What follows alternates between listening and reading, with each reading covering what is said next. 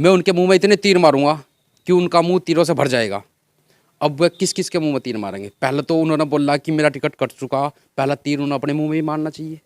देशराज कर्णवाल जी विधायक थे, उनका इंटरव्यू आपने देखा होगा, वे रो रहे थे। क्यों रो रहे थे? तो अगर उन्होंने काम किया तो वोट तो जनता के पास में। यानी कि आप उनको चुनौती दे रहे हैं कि उनको निर्दलीय चुनाव मैदान में आना चाहिए था। आना चाहिए था। अगर उन्होंने काम किया है तो आना चाहिए था। जनता ही तो वोट देगी, वो जीत सकते थे अगर उन्होंने काम किया तो। वो पार्टी के भरोसे क्यों बैठे हैं बताओ? और नमस्कार, यूके भारत में आपका स्वागत है और मैं प्रशांत सुनील पटेल। आप देख रहे हैं यूके भारत। तो लगातार यूके भारत निकल रहा है विधानसभाओं के भ्रमण पर। आज यूके भारत पहुंचा है जबेड़ा विधानसभा के थीत की क्वातपुर गाँव में, जहां से एक निर्दलीय प्रत्याशी के रूप में सुनील कुमार खड़े हुए हैं। बात करें तो और भी अन्य पार्टियां जो है उनके प्रत्याशी यहाँ पर सभी को नामांकन हो गया है और सभी को जो है कल सिंबल मिल जाएंगे। बात करते हैं सुनील कुमार से कि उनका राजनीति में आने का मकसद क्या है। सबसे पहले स्वागत है जी, आपका बहुत बहुत धन्यवाद। सुनील जी, सबसे पहले जानना चाहूँगा, आप एक आम जीवन जीने के साथ साथ राजनीति में आना चाहते हैं और विधानसभा चुनाव का भी आपने पर्चा भर दिया है, नामांकन कर दिया है।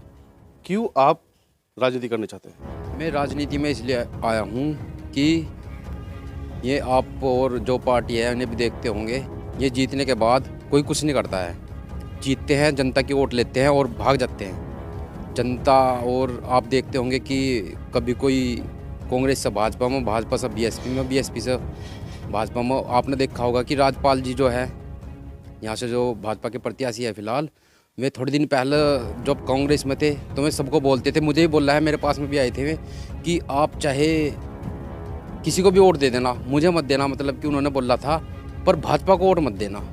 मैं बोलते राजपाल जो कांग्रेस छोड़ के भाजपा में गए, भाजपा प्रत्याशी यहाँ पर है, उन्होंने आपको ये बात बोली? जी बोली, उन्होंने ये बोला है कि चाहे किसी को भी वोट दे दो पर भाजपा को वोट मत देना। और अब मैं भाजपा पार्टी में ही चले गए।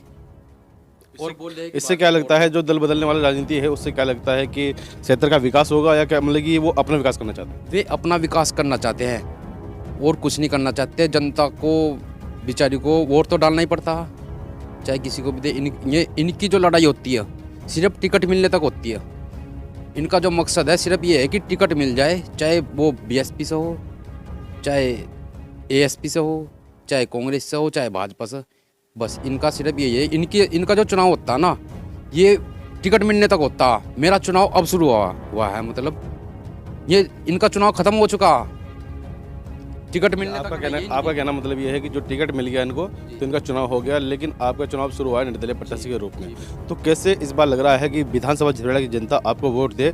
ऐसा क्षेत्र के लिए आप क्या करना चाहते हैं? इन्होंने ये सब देख लिए, हरिदास जी भी देख लिए। हरिदास जी 3 बार विधायक रह चुके हैं यहाँ से। और उन्हें कितने साल चाहिए विकास करने के लिए?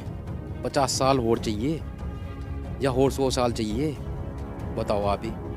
जो इनका जो आदित्य बरजवाल जी है, वे यहाँ से बीएसपी से प्रत्याशी है। उन्होंने 2 बार बीडीसी का चुनाव लड़ा, जो कि 4 या 5 गांव का होता।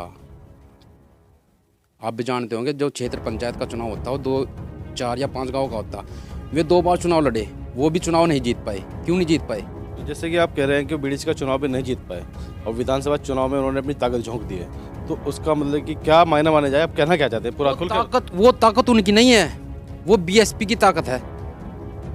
जो आदमी मतलब कि बीडीसी का भी चुनाव नहीं जीत पा रहा है, तो उनके पापा ना, जो हरिदास जी है, इतना भी विकास नहीं कर पाए कि जो 3 बार के विधायक, उन्होंने जनता के दिलों में कम से कम और काम इतना तो क्या होना चाहिए था कि उन्हें बीडीसी का चुनाव इतना बड़ा नहीं होता कि बीडीसी का चुनाव जीत जाए। वो भी नहीं जीत पाए। बताओ क्या लगता है इस बार अगर देखा जाए तो कांग्रेस का प्रत्याशी वीरेंद्र जाती अपनी बहुत अच्छी पकड़ बनाए हुए है क्षेत्र के अंदर। राजपाल सिंह लगातार क्षेत्र में लगे हुए थे और 2 बार चुनाव भी लड़ चुके हैं, वो भाजपा के प्रत्याशी हो गए। हरिदास जो पूर्व विधायक रहे हैं बहुजन समाज पार्टी से, उनका बेटा प्रत्याशी है। अगर बागमल जी का लड़का आज़ाद समाज पार्टी से प्रत्याशी है। तो आपको क्या लगता है निर्दलीय प्रत्याशी को जनता क्यों जिताएगी? ये जो है, ये आपने देखे है, ये जो झबरेड़ा विधानसभा की सीट है, ये अनुसूचित जाति रिजर्व सीट है। अगर ये सीट एससी की यहाँ से ना होती, खानपुर की होती एससी की सीट, तो ये खानपुर पहुंच जाते। इन्हें जन क्षेत्र के विकास से इन्हें कोई मतलब नहीं है। इन्हें सिर्फ चुनाव लड़ना है, जीतना है, चाहे किसी भी पार्टी से टिकट मिलता हो। इन्हें इससे कोई जनता से ना कोई मतलब लेना देने। उसका स्वार्थ क्या है इनके लिए? इनका स्वार्थ जनता के जो पैसे है सिर्फ उन्हें लूट लो, इनका मकसद ये है। और मैं इसलिए आया हूँ कि जनता का हक और जनता के जो पैसे है जनता को देने के लिए। मैं जनता के गरीबों के पैसे उनके किसी और के बच्चे का खिलौना छीन कर मैं अपने बच्चों को दूं, ये अच्छी बात नहीं है। तो क्या लगता है इस बार 2022 में झबड़ा की जनता किस पार्टी को जिता रही है? निर्दलीय प्रत्याशी सुनील कुमार जी, इनके पास में विकल्प है। ये आपने सब देख लिए, एक बार मुझे भी देख कर देखो। 5 राज्यों में चुनाव हो रहे हैं, बहुत सी सीटें हैं, 600 कुछ सीट है, उसमें से एक सीट मुझे भी दे दो, एक बार मुझे भी देखो। ये पार्टी वाले तो आपने देख ही लिए। अगर ये जीतते हैं तो कोई पहले सामान्य काम चलेगा, कोई किसी के काम नहीं होने के, कुछ नहीं होने के। आप क्या कराना चाहते हैं क्षेत्र के अंदर? मैं इस क्षेत्र के अंदर सब मतलब कि जो पहले तो मैं भ्रष्टाचार दूर करूँगा, भ्रष्टाचार दूर हुआ सब कुछ ठीक हो जाएगा। बेरोजगारों के लिए आपने देखा होगा कि जो हमारे निवर्तमान और वो देशराज कनवाल जी विधायक थे, उनका इंटरव्यू आपने देखा होगा। वे रो रहे थे। क्यों रो रहे थे? टिकट कट गया इसलिए रो रहे? टिकट कट गया इसलिए रो रहे थे। निर्दलीय लड़ लेते। जब उन्होंने काम किया, काम पार्टी के लिए किया, इस जनता के लिए किया, जनता के लिए तो काम किया होगा। तो अगर उन्होंने काम किया तो वोट तो जनता के पास में। यानी कि आप उनको चुनौती दे रहे हैं कि उनको निर्दलीय चुनाव मैदान में आना चाहिए था? आना चाहिए था। अगर उन्होंने काम किया है तो आना चाहिए था। जनता ही तो वोट देगी, वो जीत सकते थे अगर उन्होंने काम किया तो पार्टी के भरोसे क्यों बैठे हैं बताओ।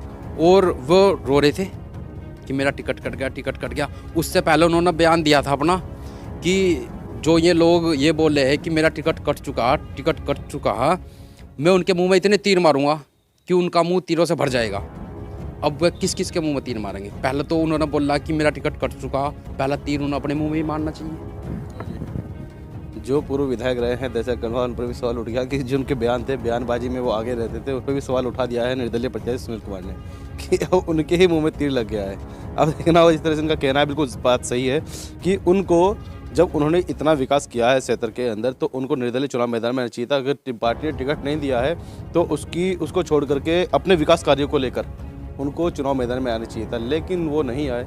क्या कारण है वो तो हम नहीं जानते, लेकिन सुनील कुमार जी हमारे साथ मौजूद थे जिन्होंने अपनी बातें रखी है, लेकिन क्षेत्र के लिए जो उन्होंने सोचा है उसको लेकर के वो जनता के बीच आ रहे हैं। लेकिन देखना होगा जबड़ा विधानसभा की जनता इस बार किसको ताज पहनाती है, किसको विधानसभा विधायक को जिताकर विधानसभा भेजने का काम करती है। कुछ और भी कहना चाहते हैं सुनील कुमार से जानते हैं जी। बेरोजगारों की समस्या आपने देखा होगा कि इन्होंने जो देशराज जी है उन्होंने बोला कि मेरी पत्नी प्राइमरी स्कूल में टीचर थी और उन्हें भारी भरकम, इन्होंने शब्द बोला कि भारी भरकम तनख्वाह मिलती थी। अब ये देखो जो बेरोजगार जो युवा पढ़े लिख के तैयारी करते हैं उन्हें रोजगार नहीं मिल पाता और इन्हें भारी भरकम तनख्वाह मिलती थी। मतलब कि इन्हें रोजगार छीनने से मतलब कि कितनी परेशानी हो रही है। तो जो बेचारे बेरोजगार हो उन्हें कितना रोना आता हो। बेरोजगारों के लिए उन्होंने कुछ काम नहीं किया क्या? नहीं, जब इन्हें अपना रोजगार छीनने से परेशानी हो रही है, बेचारे बेरोजगार फिर रहे हैं, किसी को और पढ़े लिखे हो जो कंपनियों में वैसे भी 6,000 रुपये तनख्वाह मिलती है। 6,000 रुपये में कोई क्या कुछ खरीदेगा?